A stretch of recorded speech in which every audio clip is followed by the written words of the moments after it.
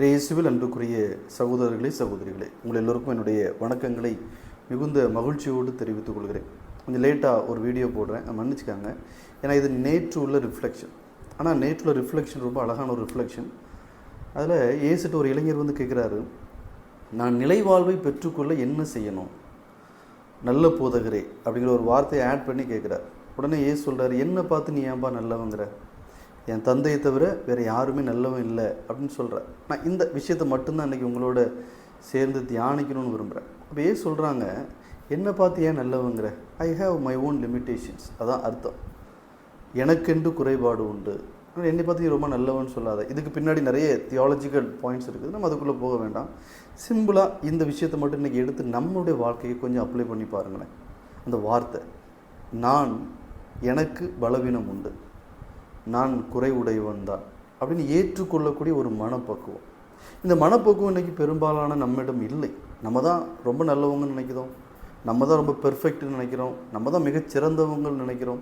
இந்த நினைப்பு நம்மளை பல பாவங்களுக்கு விட்டுட்டு போகுது. ஸோ நம்ம அதுக்கும் போக வேண்டாம். இந்த எண்ணம், நான் குறைபாடு உள்ளவன் தான், நான் பலவீனன் தான், ஐ ஹாவ் மை ஓன் லிமிட்டேஷன் அப்படின்னு சொல்லும் பொழுது இது எனக்குள்ள என்ன மாற்றத்தை உருவாக்கும். ஒரு 4 விஷயங்களை நாங்கள் பார்க்குறேன். அதை தான் இன்றைக்கி உங்களோட பகிர்ந்து கொள்ளணும்னு நினைக்கிறேன். இந்த 4 விஷயம் என்ன? நீங்கள் நான் குறைபாடு உள்ளவன், நான் எனக்கென்று பலவீனம் உண்டு அப்படின்னு எண்ணுகிற பொழுது இது உங்களை வந்து ரொம்ப டீப் டவுன் கொண்டு போயிடக்கூடாது. நான் ரொம்ப பாவி, நான் பெரும்பாவி, நான் அந்த மாதிரி கான்செப்டை பற்றி இங்கே பேசலை. அதுவும் தவறு தான்.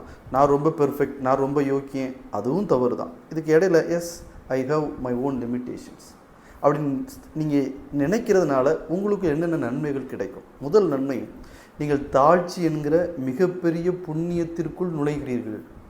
ஸோ தாழ்ச்சிங்கிற அந்த அழகான ஒரு விஷயத்தை நீங்கள் உங்களதாக்குற பொழுது நீங்கள் கடவுளுடைய பிள்ளையாக மாற முடிகிறது. ஸோ முதல் விஷயம், தாழ்ச்சி அப்படிங்கிற ஒரு புண்ணியத்தை நீங்கள் பெற முடியும்.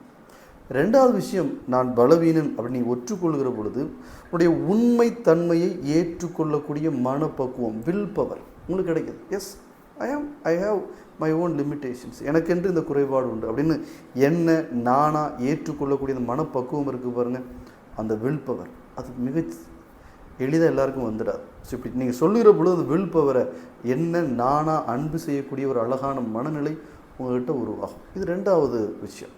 3வது விஷயம், நான் பலவீனன், எனக்கு குறைபாடு உண்டு அப்படின்னு நீங்கள் நினைக்க ஆரம்பிச்சிங்கன்னா உங்கள் தளம் உங்களுக்கு தெரிய ஆரம்பிக்கும். ஸோ நம்ம எங்கே நிற்கிறோம், அப்போ நம்மகிட்ட என்ன குறைபாடு இருக்கிறது, அப்போ நாம் திருத்தி கொள்வதற்கான ஒரு வாய்ப்பை அங்கே உருவாக்குறோம். நான் திருந்துவதற்கான ஒரு வாய்ப்பை அங்கே உருவாக்கப்படும். எஸ், எனக்கு இந்த பலவீனம் இருக்குது அப்படின்னா இதை நான் சரி செய்யணும், அப்போ என்ன செய்யலாம், அப்போ நான் திருந்துவதற்கான ஒரு தளம், ஒரு வாய்ப்பு இங்கே உருவாக்கப்படுகிறது. இது 3வது நன்மையாக நான் பார்க்குறேன். 4வது நன்மை என்ன அப்படின்னா, நான் பலவீனன், எனக்கென்று குறைபாடு உண்டு என்று நான் நினைக்கிற பொழுது அடுத்த மனிதர்களையும் இதே மாதிரி நான் பார்ப்பேன். ஸோ அப்போ அவங்களுக்குன்னு பலவீனம் உண்டு, அவங்களுக்கும் குறைபாடு உண்டு அப்படின்னு நினைக்கிற பொழுது அவர்கள் தவறுகள் செய்கிற பொழுதும் கூட அவர்களை அன்பு செய்வதற்கான ஒரு மனநிலை எனக்குள்ளே உருவாக ஆரம்பிக்கும். ரொம்ப அழகான ஒரு விஷயங்கள். அப்போ அவங்களுடைய குறைபாடுகளோடு அடுத்தவங்களை ஏற்றுக்கொள்ளக்கூடிய ஒரு மனப்பக்குவமும் எனக்கு வர ஆரம்பிக்கும். அப்படின்னா இந்த வீடு, உங்கள் குடும்பம், இந்த உலகம், இந்த நட்பு வட்டாரம், இது எல்லாமே ஒரு சொர்க்கமாக மாறிடும். ஸோ எங்கே பாருங்களேன், நான் பலவீனன் அப்படின்னு ஏற்றுக்கொள்றதுனால இவ்வளவு பெரிய மாற்றங்கள் உங்களுக்குள்ளே ஏற்படும். ப்ளீஸ் அதுதான் சொல்கிறாரு, என்னை பார்த்து நல்லவன் அப்படின்னு ஏன்பா சொல்கிற, என் தந்தையை தவிர வேறு ஒருவரும் நல்லவன் இல்லை அப்படின்னு சொல்கிறார்.